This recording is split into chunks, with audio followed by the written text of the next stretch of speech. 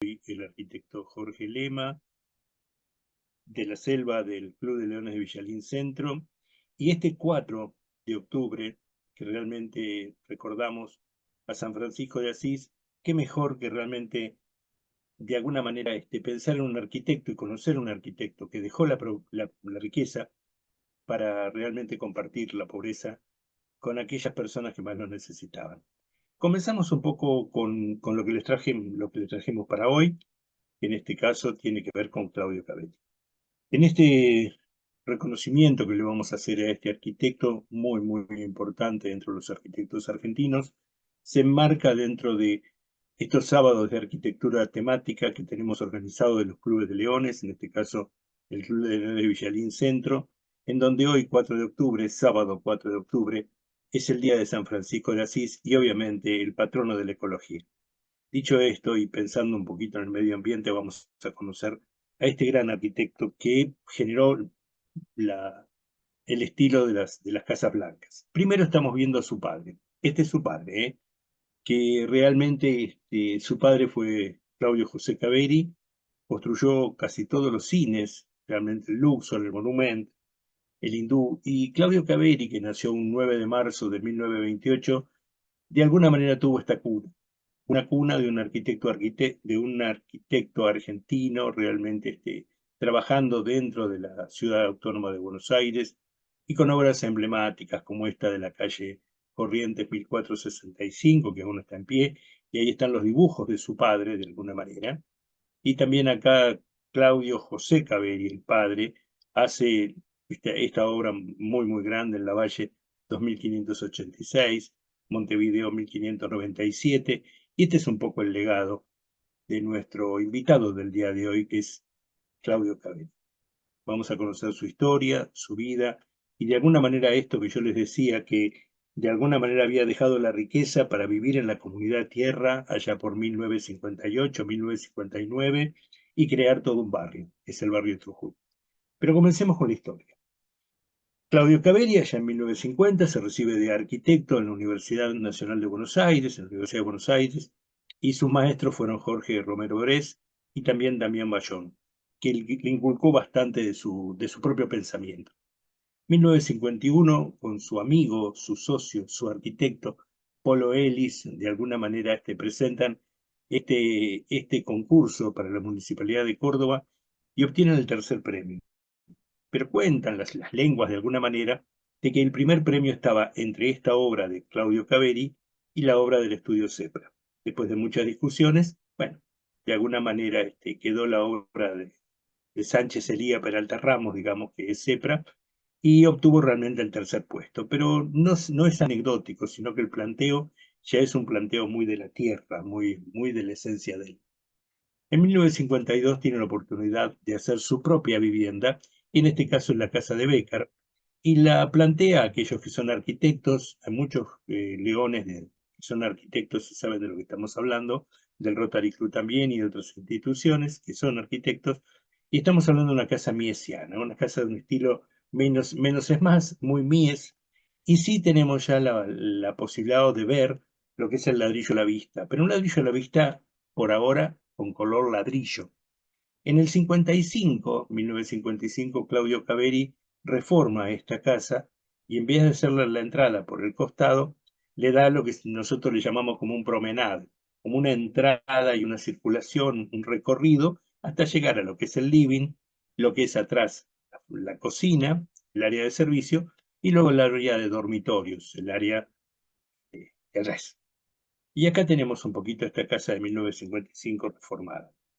Pero la clase que realmente lo va a llevar a él y a Polo Ellis, digamos, al reconocimiento social y además al movimiento casablanquismo, que como vemos ahí son muros blancos, pintados de blanco, una arquitectura muy neoplasticista, muy de Mies van der Rohe, donde acá viene un muro y acá viene el otro y no se tocan entre sí y generan una raja. Y también ya la entrada empieza a ser una entrada de alguna manera de costado, que va por un lado y va protegiendo un patio inicial. Ahí abajo tenemos un poquito algunos ejemplos de esta casa. Pero esto fue el inicio del Casablanquí. Fíjense que el goterón, por ejemplo, la forma como se lanza de alguna manera el agua, es muy, muy propia casi de un estilo español. Esta es una casa que es la que estamos viendo como muy importante y que también la hace con Polo Ellis y tiene este recorrido tan importante para llegar realmente a la zona del estar, de alguna manera. Acá tenemos la vista desde arriba, la planta de techo, 1955, el inicio del movimiento casablanquista. Mucho muro portante directamente y horizontal en la línea, ¿ven cómo se ve ahí? Y ritmos. Llenos, vacíos, o sea, el muro blanco, el vacío de la ventana, el muro blanco nuevamente, un ritmo determinado marcado por esto.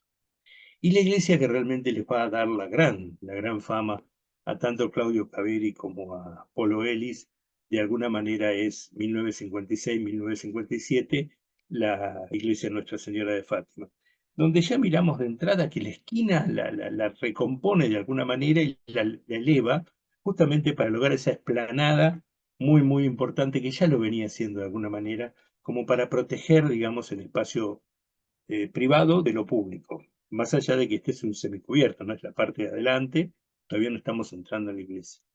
Cuando entramos en la iglesia, ya hay algo que llama la atención, porque uno entra y se encuentra casi con un muro, tiene que doblar a la izquierda para poder bajar unos escalones y llegar a lo que sería esta planta, que es una planta en cruz. No hay una direccional hacia Dios, sino una planta en cruz, propia de las iglesias ya casi del tercer mundo, y realmente una iglesia para los pobres, ¿no? De alguna manera, una iglesia donde las cuatro partes se van mirando al centro. Es una concepción interesante, muy, muy, muy importante ya para la época.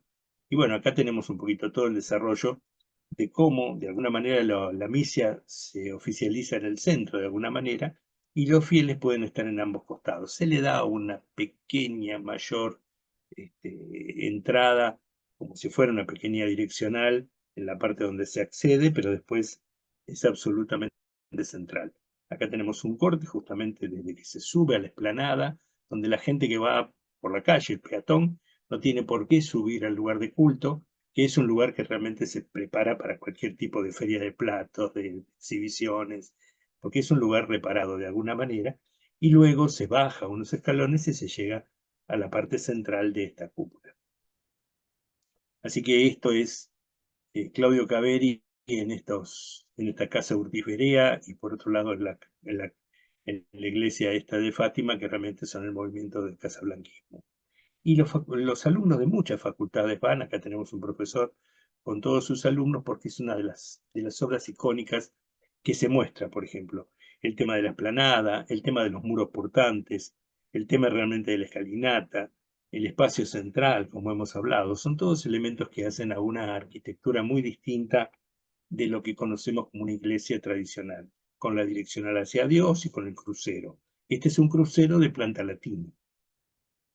Y acá tenemos algunos interiores, donde aún en ese momento el hormigón armado era el recurso fundamental y los muros portantes, justamente dejando trabajar las rajas, justamente para iluminar y dar un efecto muy interesante, escenográfico a las paredes, justamente por la luz, en la medida que vaya girando el sol de alguna manera. Así que este es un gran, gran aporte de este arquitecto, donde ahí tenemos nuevamente los muros de alguna manera bolseados, rasados en este caso. Y tuvo un gran mecenas que fue Horacio Moreno, que era en ese momento el sacerdote que le encarga, muy joven él, hacer la iglesia de Fátima. Dicho esto, que es una iglesia muy importante y que sigue estando en San Isidro, entremos a la comunidad tierra. Este arquitecto, y por eso hoy, de alguna manera, 4 de octubre, el día de San Francisco de Asís, qué mejor que hablar de Claudio Caveri. Porque Claudio Caveri es esa persona que dejó, de alguna manera, las riquezas para ir a vivir en una comunidad, empezar a armar una comunidad, tener una conejera. Y acá tenemos las primeras familias, que eran familias cristianas, muy, muy cristianas, la Casa Brum, que la vamos a ver ahora, la Casa Caveri, la Casa Galeazzi, que vamos a conocerlo, Galeazzi, que falleció hace poquitito. Luego está lo que vemos acá, la Torre de Agua, todo el lugar de la cría de conejos. En nuestro país siempre hubo momentos en donde el negocio es tal cosa. En aquel momento era la cría de chinchillas, la cría de conejos y el tambo. Ejerció de alguna manera como docente en un poco tiempo, 1955-1956, pero ya en el 59 ya decide de alguna manera irse a Moreno y armar la Comunidad Tierra. Acá tenemos un poquito a Eduardo Galeazzi, que murió en el 2021 y falleció en Tranquilauquen. Eran personas brillantes, brillantes. Polo Elis también. Así que recordando un poquito a Caveri y los comienzos en esta Comunidad Tierra, creo que voy a ir ahora a llevarlos un poquito, sí, a las palabras de un arquitecto muy conocido para los que somos así arquitectos, que es Freddy Garay. Ha sido secretario de Planeamiento Urbano del Gobierno de la Ciudad de Buenos Aires, de la Municipalidad de Buenos Aires, de Moreno, y ha sido prácticamente el ideólogo, uno de los desarrolladores en cuanto al pensamiento, no en la obra de Puerto Madryn. Dicho esto, miren, después lo voy a pasar un poquito más largo, pero este son 30 segundos, 40, comparto con ustedes. Entendido el compromiso articulado, el trabajo local basista con la sociedad de fomento, la junta de vecinos, los consejos deliberantes y todo lo que es ese mundo del conurbano en lo que se había convertido Moreno, que ya no era más rural y ahora era el lugar donde se expandía un área metropolitana. Bueno, con Claudio después nos seguimos viendo siempre hasta que dejé de verlo. Para mí fue siempre una especie de San Francisco de Asís, que había dejado la riqueza y se había comprometido con los más pobres. Gracias. Muy lindo testimonio de Freddy Garay. Esto él lo está diciendo cuando volvió. Después Freddy estuvo afuera del país en los momentos después del 83, cuando volvió. Bueno, volvió a conocerlo, lo fue a buscar a Claudio Caveri y ya estaba más comprometido y está contando esa historia en el 86, 87, en la Sociedad de Fomento. Claudio Caveri, 1959, volvemos para atrás, esta es la Casa Caveri. Seguimos con los muros blancos, esto es muy mediterráneo, miramos esto con estos lugares para apoyar las plantas, esto es muy de las comunidades de las Casas Blancas, ¿no? Y acá tenemos muro portante, generalmente rajas. Vamos a hablar de las tres áreas, por ejemplo. El área social, de alguna manera manejada, aquí a la derecha el área de servicio, la cocina, y de este lado a la izquierda todo el área de los dormitorios. Esta es una casa muy particular, acá vivió realmente su vida con su mujer, que lo vamos a conocer y todo, y con su hijo de alguna manera, que también lo acompañó en todo momento. Estas son distintas imágenes de ese momento.